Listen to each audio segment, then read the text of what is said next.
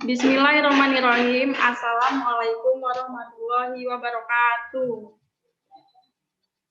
Waalaikumsalam warahmatullahi wabarakatuh. Selamat pagi anak-anak. Apa kabar semuanya? Alhamdulillah baik. Alhamdulillah. Sebelum kita memulai pembelajaran hari ini, kita berdoa terlebih dahulu ya. Adnan, silakan dipimpin doanya. Teman-teman, sebelum kita melakukan pembelajaran, alangkah baiknya kita berdoa sebelum dimulai. Berdoa dimulai.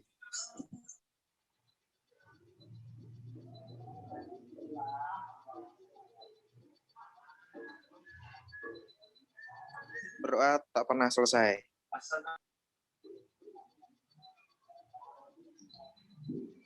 Oke, terima kasih. Sekarang Ibu akan cek kehadiran kalian dulu. Siapa yang tidak hadir hari ini? Hadir semua, Bu. Oke, bagus. Bentar, Ibu mau share screen. Hadir semua, Bu.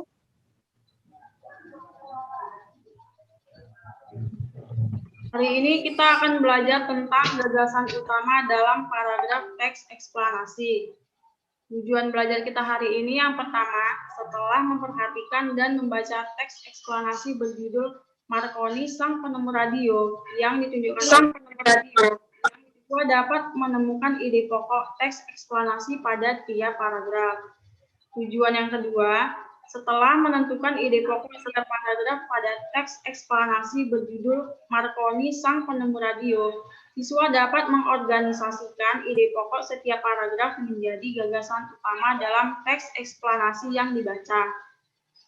Sebelumnya kan kita sudah belajar mengenai ciri dan struktur dari teks eksplanasi.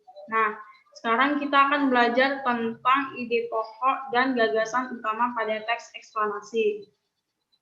Ibu mau tanya dulu, di sini ada tidak yang sudah pernah membuat atau membaca teks eksplanasi? Saya belum, Bu, saya belum pernah. Apa itu, Indah? Mengenai teks corona, Bu.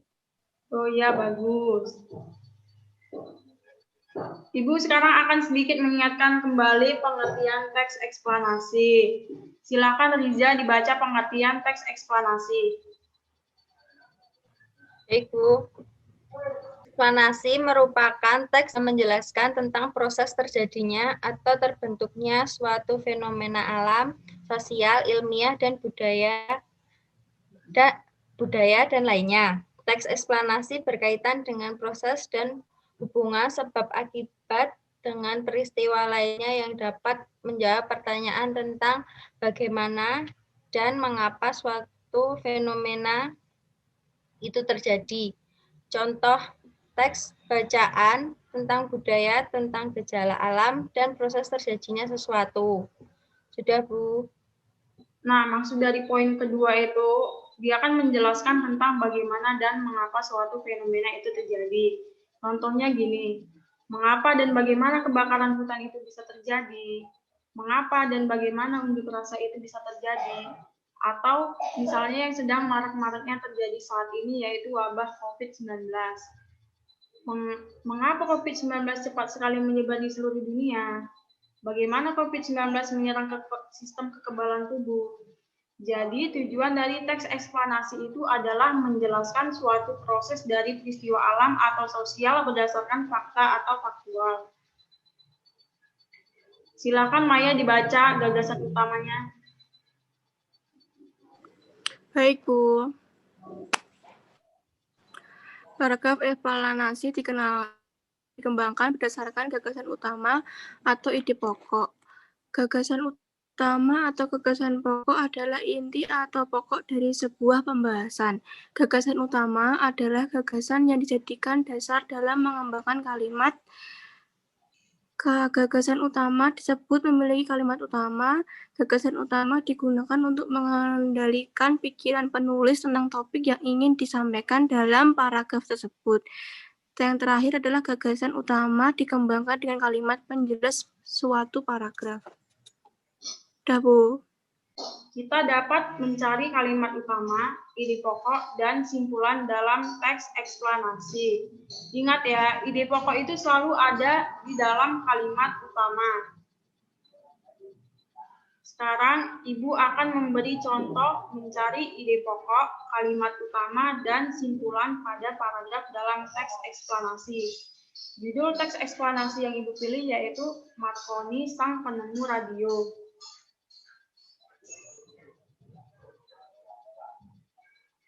Coba Kabib dibaca teks eksplanasi paragraf pertama. Baik, Bu. Paragraf pertama. Guglielmo Marconi lahir di Bologna pada tanggal 25 April 1874. Marconi adalah seorang insinyur listrik Italia dan peraih Nobel. Marconi terkenal setelah mengembangkan sistem telegrafi tanpa kabel yang dikenal sebagai radio. Dia menerima Nobel bersama Cary Brown pada tahun 1909. Oke, sudah. Kalimat utama. Sudah. Cara mencari kalimat utamanya itu dipilih yang paling atas atau yang paling bawah digabungin. Coba kita lihat. Yang paling atas, Guglielmo Marconi lahir di Bologna 25 April 1874. Dengan yang paling bawah, ia menerima Nobel bersama Cary Brown pada tahun 1909. Nah, berarti yang paling umum adalah yang paling atas. Maka kita pilih kalimat utamanya, Guglielmo Marconi lahir di Bologna 25 April 1874. Ide pokoknya ya ada di kalimat utama itu, kelahiran Guglielmo Marconi. Simpulannya itu, kalau kamu harus mencermati paragraf 1 itu dulu, dicermati. Setelah itu digabung, informasi penting menjadi satu kalimat. Simpulan itu hanya satu kalimat ya. Isinya, Marconi seorang peraih Nobel karena menemukan radio yang lahir di Bologna 25 April 1874. Itu kesimpulannya.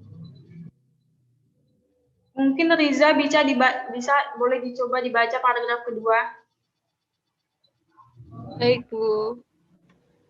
Saat berusia 20 tahun, Marconi terinspirasi oleh penemuan-penemuan Heinrich Hertz mengenai gelombang elektromagnetik. Gelombang ini tampak oleh mata hanya bergerak lewat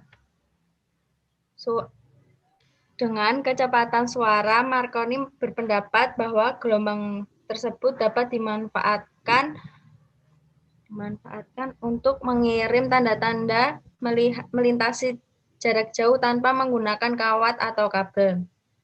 Komunikasi tersebut dapat berkembang melebihi telegram. Penemuan berhasil setelah berita dari radio tersebut. Sebagian penumpang dapat diselamatkan pada tahun berikutnya.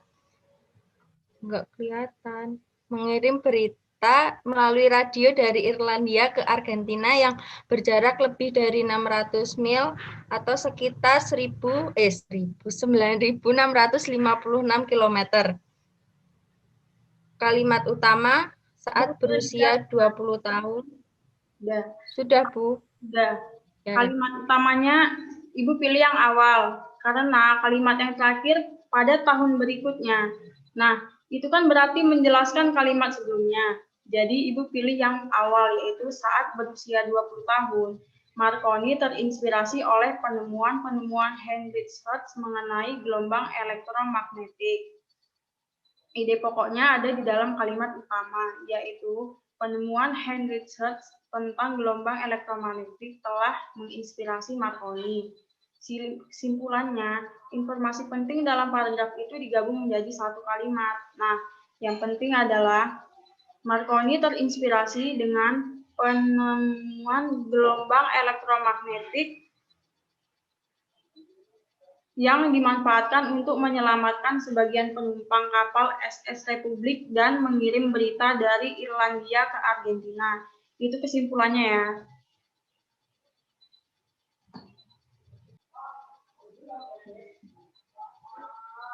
Oke, sampai sini ada yang ingin ditanyakan? Belum ada, Bu.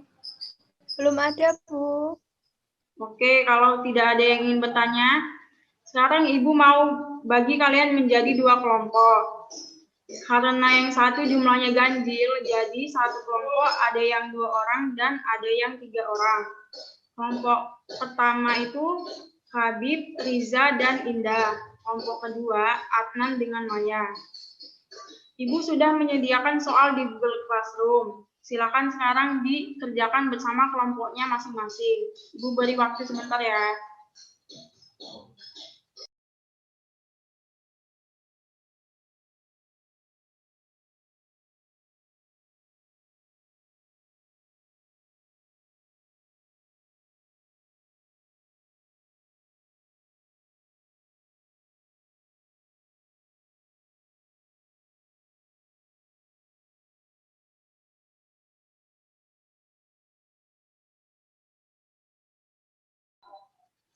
Gimana, sudah selesai ya?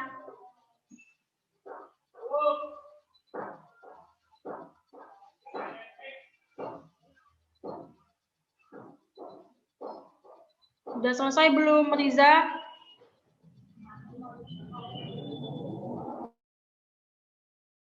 Bu.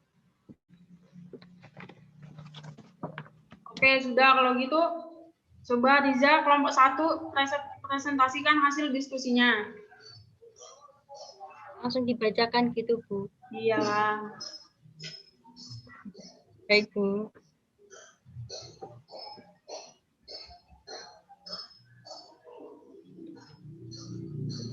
Ide pokok masing-masing paragraf yaitu paragraf 1. Gempa bumi merupakan getaran atau guncangan yang terjadi karena pergeseran atau pergerakan lapisan batu bumi yang berasal dari dasar permukaan bumi. Paragraf 2, penyebab terjadinya gempa bumi dapat digolongkan menjadi 2, yaitu gempa tektonik dan gempa vulkanik. Gempa tektonik terjadi karena lapisan kerak bumi menjadi genting atau lunak sehingga mengalami pergerakan. Gempa bumi vulkanik terjadi karena adanya letusan gunung berapi yang sangat dahsyat. Paragraf 3, gempa bumi terjadi begitu cepat dengan dampak yang begitu hebat. Gagasan utamanya yaitu gempa bumi merupakan getaran atau guncangan yang terjadi karena pergeseran atau pergerakan lapisan batu bumi yang berasal dari dasar permukaan bumi. Penyebab terjadinya gempa bumi dapat digolongkan menjadi 2, yaitu gempa tektonik dan gempa vulkanik. Gempa tektonik terjadi karena lapisan kerak bumi menjadi genting atau lunak sehingga mengalami pergerakan. Gempa bumi vulkanik terjadi karena adanya letusan gunung berapi yang sangat dahsyat. Gempa bumi terjadi begitu cepat dengan dampak yang begitu hebat. Sudah, Bu.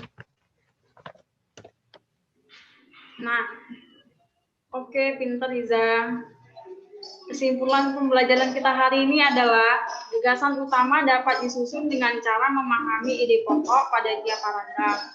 Kemudian, ide pokok tersebut disusun menjadi satu kalimat yang lebih ringkas atau bisa disebut dengan gagasan umum.